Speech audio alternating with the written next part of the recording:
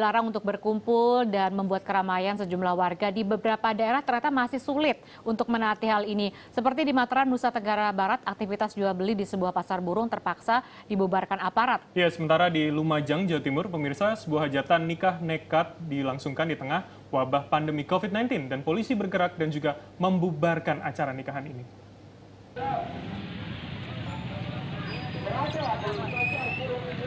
Sejumlah pedagang di Pasar Burung Cakra Negara Mataram panik.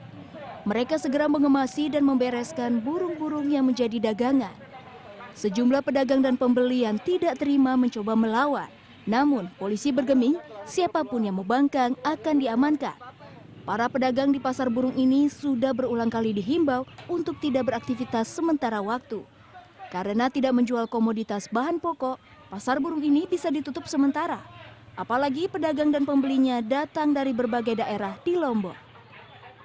Kembali terkait dengan masih adanya masyarakat di Pasar Burung ini yang perlu menindakkan apa menjadi perintah wali kota atau Eksekutif kemarin menurut kesepakatan bahwa untuk sementara ditutup dulu Pasar Burung. Beda dengan pasar-pasar sembako mungkin yang notabene menjual kebutuhan pokok. Ini kan hanya sekedar hobi. Sementara itu di Lumajang, Jawa Timur, polisi membubarkan hajatan pernikahan di Desa Selok Anyar, Pasirian. Acara hajatan ini jelas-jelas berpotensi mengundang keramaian, sehingga berpotensi menjadi pemicu penyebaran virus corona. Setelah berkomunikasi dengan yang punya hajatan, para undangan dan warga diminta membubarkan diri. Jika warga masih mengacukan, aparat tidak akan segan untuk mengambil tindakan tegas. Tim Liputan Lumajang, Jawa Timur dan Mataram, Nusa Tenggara Barat.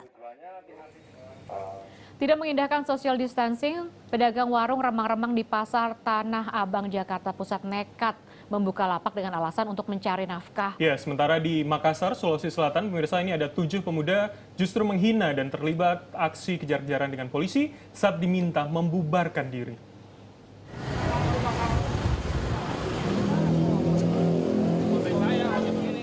Demi mencegah aktivitas warga berkerumun di tengah pandemi COVID-19, sejumlah lapak penjual minuman keras dan warung remang-remang di kawasan Pasar Tanah Abang, Jakarta Pusat dibongkar paksa. Selain mengangkut belasan lapak, petugas juga mendapati puluhan botol miras bekas yang disembunyikan di kolong lapak. Sementara pedagang mengaku terpaksa membuka warung remang-remangnya lantaran belum adanya bantuan dari pemerintah, baik berupa uang tunai maupun makanan, mengingat kini mereka tak bisa lagi mencari nafkah.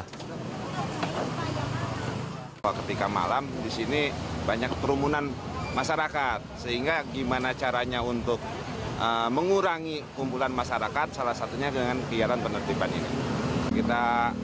Segala cara kita lakukan supaya masyarakat menyadari tentang perlunya diam di rumah, tidak kelayapan malam yang tidak berguna. Selain warung remang-remang, petugas juga menyasar sebuah tempat kebugaran dan tempat hiburan malam di wilayah Jakarta Utara. Bahkan di sini, petugas mengamankan warga yang berkumpul dan mengkonsumsi minuman keras. Kami mendapatkan informasi bahwa ada tempat gym atau tempat fitness yang masih membuka. Padahal kita tahu bahwa fitness atau tempat gym bukan termasuk salah satu tempat yang karena itu tidak ada hubungannya dengan kebutuhan pokok kita.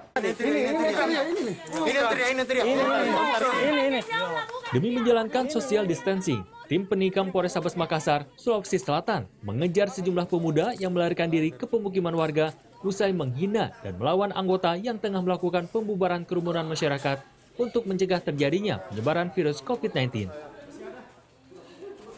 Alhasil, petugas berhasil mengamankan 7 pelaku yang kemudian dibawa ke Polrestabes Makassar untuk dilakukan interogasi lebih lanjut.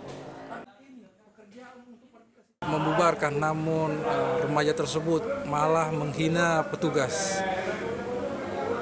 Jadi ada sebanyak 7 daripada remaja tersebut sempat diamankan, dibawa ke posko penikam Polrestabes Makassar untuk diberikan pembinaan kepada remaja tersebut.